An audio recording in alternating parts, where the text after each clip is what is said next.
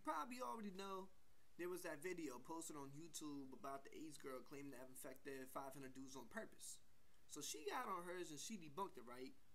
And I just got done watching her reply. So there I was, reading through the comments of this whole fiasco, just wondering what people had to say.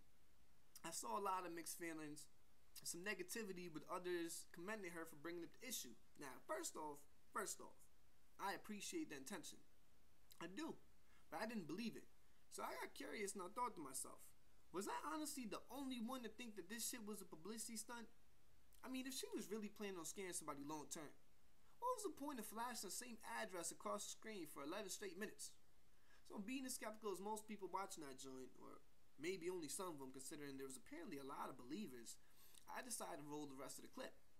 The moment I got to the part where she randomly claimed to be partially blind after having full-blown syphilis, I reached for the pause button.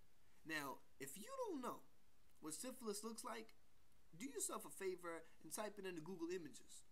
Make sure you're not eating though, and don't say I didn't warn you. And then tell me how 500 million people would have possibly not noticed that shit. Okay, but knowing it was fake after the bad acting, saying the phrase just because like a million times, and throwing the word AIDS into every other sentence, I still gave in like a part of the crowd and typed it into the address bar. Now I admit it, I was curious. Now, in the last video where she was discussing her motives, she was giving lessons about hygiene, right? Well, if filming a joint where she eats pizza off of her husband's meat stick doesn't raise enough eyebrows, selling used drawers with recent stains of doo-doo butter might just do the trick. It's kind of like saying, hey, for 5 easy payments and $9.95, I could sell you a stranger's soiled panties for your personal entertainment. But brush your teeth. I mean, I'm sorry to say it, but I think I may have missed the point. Well, moving on. I'm still a little confused about how some people commented considering, they considered that she was informing people about AIDS as if they've never heard about it. Apparently nobody's ever had the pleasure of waking up halfway through nap time in sex ed class to continue discussion they've already heard about. But that's beyond me.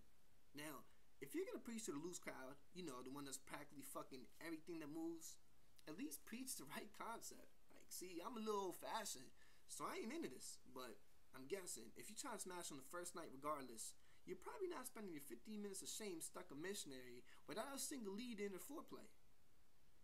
So let me clarify something. This virus can be spread through any contact with the vagina. It's fucking AIDS. That means that if I'm in the mood for tuna and I just happen to eat the box, it's over.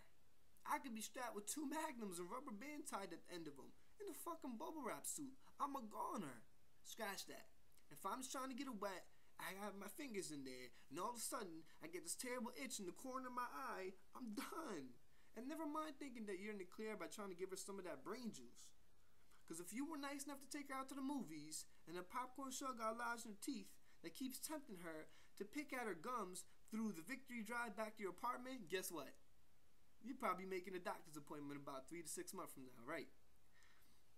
So look, the point is, use condoms. Do use condoms, but also get tested, and make sure your partners get tested. Most everybody knows exactly where and how to buy condoms, but I bet 80% of them don't even know where the nearest clinic is. Shit, some days they won't even charge you a dime, so what do you have to lose? And can I also be made aware of the point of letting this joint hit mainstream mere days after the earthquake in Haiti? That's like saying instead of using that $10 to help the tragic event still unfold into our possible relatives, I'd rather have you stand in the line of a clinic, especially if you're in the tri-state area, getting tested for something you probably don't even fucking have. By the way, if you haven't sent money yet, send it ASAP. If there's any time to remember that we're all human beings, that we need to look out for each other, it's this moment right now. But back to the topic at hand. What exactly was the point of using scare tactics instead of just simply informing people? What I'm saying is, if a dumbass buddy of mine jumps out of a random corner and scares me halfway into a coma, would I thank them for making sure that I'm checking every crease of the house? Probably not. I mean, on a good note, this will, it already has have a ripple effect as a short-term effect. But when 500 million people are sitting helplessly behind their keyboards thinking, I've been fucking duped, they're not exactly writing thank you cards. Besides, if some random guy made a video and threw her name in the mix by coincidence, she'd probably be pooping in her underalls because she was mentioned, not because the video was somehow convincing. All I'm saying is, since everybody felt offended in some form or fashion, this probably won't stay in the memory, so in my opinion, she ruined her image without getting much in return. Although, you know, at the end of the day, there are definitely some useful lessons in there. But it's just kind of hard to take anything without a grain of salt from a randy-dandy amateur porn starlet in her early 20s with a 5-year-old child about condoms, hygiene, and not fucking from the get-go. No offense. I'm just saying. Anyways, it's all love. Just remember, not everybody can handle the truth, so don't stretch me. We out of here.